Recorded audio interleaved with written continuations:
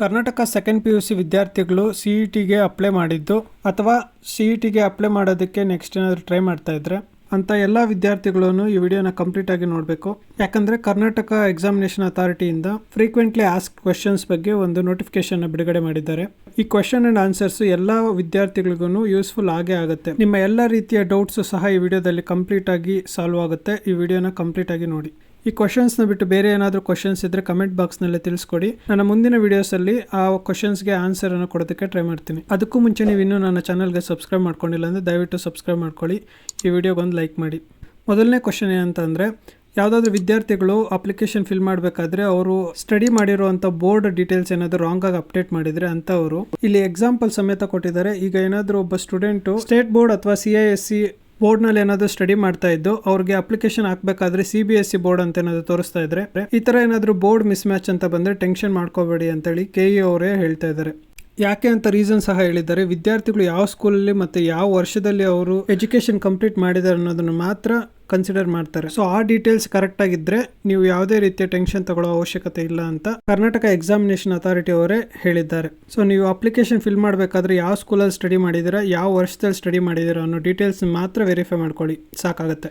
ಎರಡನೇ ಕ್ವಶನ್ ಏನಂತಂದರೆ, ಸ್ಟ್ಯಾಟ್ಸ್ ಡೇಟಾಬೇಸ್ನಲ್ಲಿ ಯಾವುದಾದ್ರೂ ಒಂದು ವರ್ಷ ತಪ್ಪಾಗಿದ್ದಲ್ಲಿ ಅಂದರೆ ಇದರಲ್ಲಿ 5 ಸಿನಾರಿಯೋಸ್ನ ಎಕ್ಸ್ಪ್ಲೇನ್ ಮಾಡಿದ್ದಾರೆ.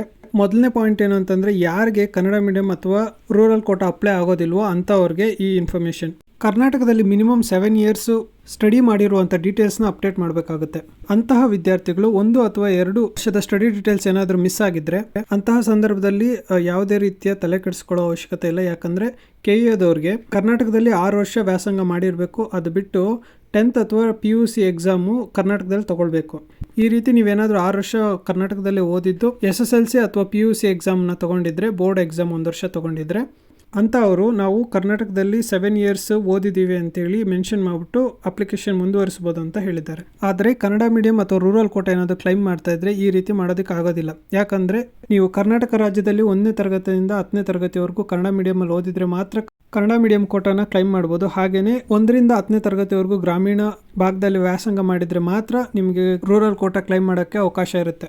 ಇನ್ ಕೇಸು ಈ ಗ್ರಾಮೀಣ ಕೋಟಾ ಅಥವಾ ಕನ್ನಡ ಮಾಧ್ಯಮ ಕೋಟಾ ಮೀಸಲಾತಿಗೆ ಅಪ್ಲೈ ಮಾಡ್ತಾ ಇದ್ದು ಅಥವಾ ಭಾಷಾ ಅಥವಾ ಧಾರ್ಮಿಕ ಮೀಸಲಾತಿ ಕೋಟಾವನ್ನು ಕ್ಲೈಮ್ ಮಾಡುವ ವಿದ್ಯಾರ್ಥಿಗಳು ಸ್ಟಾಟ್ ಡೀಟೇಲ್ಸ್ ಏನಾದರೂ ಕರೆಕ್ಟಾಗಿ ಫೆಚ್ ಆಗ್ತಾ ಇಲ್ಲ ಅಂತಂದರೆ ಇಂತಹ ವಿದ್ಯಾರ್ಥಿಗಳಿಗೆ ಮ್ಯಾನ್ಯುಯಲ್ ಆಗಿ ಅಪ್ಲಿಕೇಶನ್ ಎಡಿಟ್ ಮಾಡೋಕ್ಕೆ ಅವಕಾಶ ಇರುತ್ತೆ. ನಿಮ್ಮ ಸ್ಕೂಲ್ ಡೀಟೇಲ್ಸ್ ಏನಾದರೂ ಕರೆಕ್ಟಾಗಿ ಬಂದಿಲ್ಲ ಅಂತಂದರೆ ನೀವು ಮ್ಯಾನ್ಯಲ್ ಆಗಿ ಎಡಿಟ್ ಮಾಡಿ ಆ ಡೀಟೇಲ್ಸ್ನ ಫಿಲ್ ಮಾಡ್ಬೋದು. ಇನ್ ಕೇಸ್ ಅದೂ ವರ್ಕ್ ಆಗಿಲ್ಲ ಅಂತಂದರೆ ಈ ಇಮೇಲ್ಸ್ 2 ಇಮೇಲ್ನ ಕೊಟ್ಟಿದ್ದಾರೆ KE ಅವರಿಂದ. ಆ ಇಮೇಲ್ಸ್ಗೆ ನೀವು ಮೇಲ್ ಕಳಿಸ್ಬೇಕಾಗುತ್ತೆ. ಸ್ಟ್ಯಾಟ್ಸ್ ಐಡಿಯಲ್ಲಿ ಮಿಸ್ಟೇಕ್ ಆಗಿದೆ, ಈ ಡೀಟೇಲ್ಸ್ನ ಸರಿಪಡಿಸಿ ಅಂತ ಹೇಳ್ಬಿಟ್ಟು ಅವ್ರಿಗೆ ಇಮೇಲ್ ಕಳಿಸ್ಬೇಕಾಗುತ್ತೆ. ಇದು 2ನೇ ಕೇಸ್ ಆಗುತ್ತೆ. 3ನೇ ಕೇಸ್ ಏನು ಅಂತಂದರೆ, ವಿದ್ಯಾರ್ಥಿಗಳು ವ್ಯಾಸಂಗ ಮಾಡ್ತಾ ಇರುವ ಸ್ಕೂಲ್ ಅಥವಾ ಕಾಲೇಜಿನ ಅಡ್ರೆಸ್ ರಾಂಗ್ ಆಗಿರೋದು. ಈ ತರ ಕೇಸಸ್ ಅಲ್ಲೂ ಸಹ ಯಾವುದೇ ರೀತಿಯ ತಲೆ ಕೆಡಿಸ್ಕೊಳ್ಳೋ ಅವಶ್ಯಕತೆ ಇಲ್ಲ. KE ಅವರು ಹೇಳಿರೋ ಪ್ರಕಾರ ಸ್ಟೂಡೆಂಟ್ಸ್ದು ಸ್ಕೂಲ್ ಡೀಟೇಲ್ಸ್ ಕರೆಕ್ಟ್ ಆಗಿರ್ಬೇಕಂದ್ರೆ ಶಾಲೆಯ ಹೆಸರು ಮತ್ತೆ ಅವ್ರು ಯಾವ ವರ್ಷ ವ್ಯಾಸಂಗ ಮಾಡಿದ್ದಾರೆ ಅನ್ನೋದು ಮಾತ್ರ ಕನ್ಸಿಡರ್ ಮಾಡ್ತೀವಿ. ಇನ್ ಕೇಸ್ ಅಡ್ರೆಸ್ ರಾಂಗ್ ಆಗಿದ್ರೂ ಪರವಾಗಿಲ್ಲ ಅಂತ KE ಅವರು ಹೇಳಿದ್ದಾರೆ. 4ನೇ ಕೇಸ್ ಬಂದ್ಬಿಟ್ಟು, ಇನ್ ಕೇಸ್ ವಿದ್ಯಾರ್ಥಿಗಳು 2ಕ್ಕಿಂತ ಹೆಚ್ಚು ಸ್ಟಾಟ್ ನಂಬರ್ಗಳೇನಾದರೂ ಹೊಂದಿದ್ದರೆ ಅಪ್ಲಿಕೇಶನ್ ಹಾಕಬೇಕಾದ್ರೆ ಸ್ಟಾರ್ಟಿಂಗ್ ಅಲ್ಲಿ ನೀವು ಯಾವ್ದಾದ್ರು ಒಂದು ಸ್ಟಾಟ್ಸ್ ಐಡಿನ ಎಂಟ್ರಿ ಮಾಡಿ ಲಾಗಿನ್ ಆಗಿ. ಲಾಗಿನ್ ಆದ್ಮೇಲೆ ಅಪ್ಲಿಕೇಶನ್ ಫಿಲ್ ಮಾಡಬೇಕಾದ್ರೆ ಸ್ಕೂಲ್ ಡೀಟೇಲ್ಸ್ನ ಎಂಟ್ರಿ ಮಾಡೋ ಸಮಯದಲ್ಲಿ ಉಳಿದ ಎಲ್ಲ ಸ್ಟಾಟ್ಸ್ ಐಡಿಗಳನ್ನು ಸಹ ನಮೂದಿಸಬಹುದು ಅಂತ ಹೇಳಿದ್ದಾರೆ. 5ನೇ ಕೇಸ್ ಏನಂತಂದ್ರೆ, ಈಗ ಕೆಲವು ವಿದ್ಯಾರ್ಥಿಗಳಿಗೆ ಸ್ಟ್ಯಾಟ್ಸ್ ಐಡಿನೇ ಇಲ್ಲ ಅಂತ ಅಂದವರು ಈ ಥರ ವಿದ್ಯಾರ್ಥಿಗಳಿಗೆ ಅಪ್ಲಿಕೇಶನ್ ಹಾಕೋದಕ್ಕೆ 10ನೇ ತಾರೀಕು ಮೇಲೆ ಅವಕಾಶ ಮಾಡಿಕೊಡ್ತೀವಿ ಅಂತಲೂ ಹೇಳಿದ್ದಾರೆ. ಸೊ ಸ್ಟ್ಯಾಟ್ಸ್ ಐಡಿ ಯಾರ ಬಳಿ ಇಲ್ವೋ ಅಂಥವ್ರು ಅಪ್ಲಿಕೇಶನ್ ಹಾಕೋಕ್ಕೆ ಹೋಗಬೇಡಿ.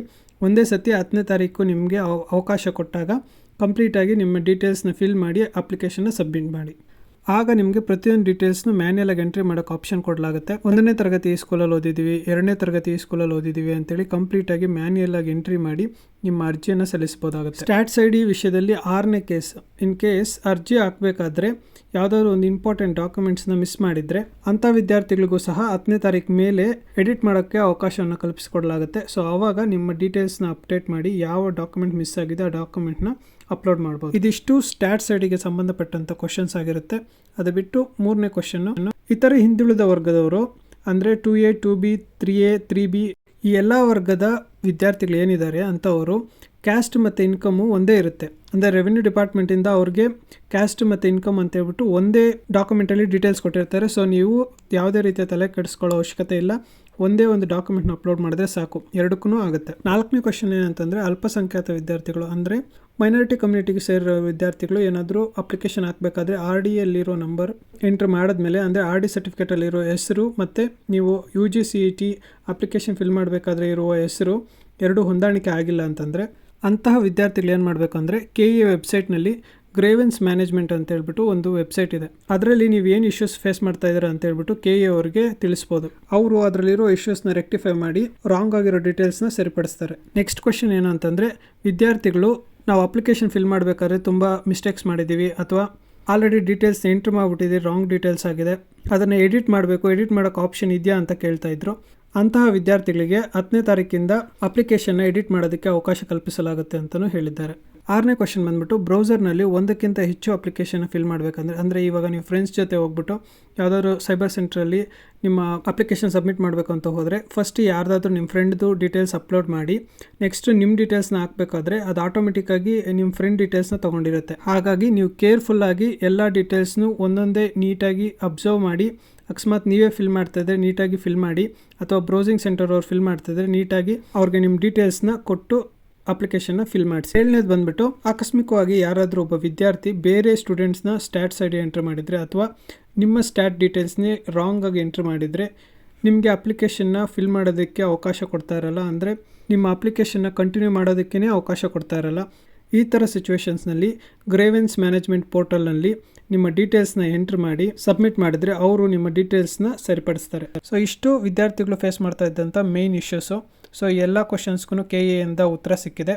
ಅದು ಬಿಟ್ಟು ಬೇರೆ ಏನಾದರೂ ಕ್ವಶನ್ಸ್ ಇದ್ದರೆ ಕಮೆಂಟ್ ಬಾಕ್ಸ್ನಲ್ಲಿ ತಿಳಿಸ್ಕೊಡಿ. ಇದೇ ರೀತಿಯ ಯೂಸ್ಫುಲ್ ಇನ್ಫಾರ್ಮೇಷನ್ಗೋಸ್ಕರ ನನ್ನ ಚಾನಲ್ಗೆ ಸಬ್ಸ್ಕ್ರೈಬ್ ಮಾಡ್ಕೊಳ್ಳಿ, ಈ ವಿಡಿಯೋಗೆ ಒಂದು ಲೈಕ್ ಮಾಡಿ. Thanks for watching. ನೀವಿನ್ನೂ ನನ್ನ ಚಾನಲ್ಗೆ ಸಬ್ಸ್ಕ್ರೈಬ್ ಮಾಡ್ಕೊಂಡಿಲ್ಲ ಅಂದರೆ ದಯವಿಟ್ಟು ಸಬ್ಸ್ಕ್ರೈಬ್ ಮಾಡ್ಕೊಳ್ಳಿ.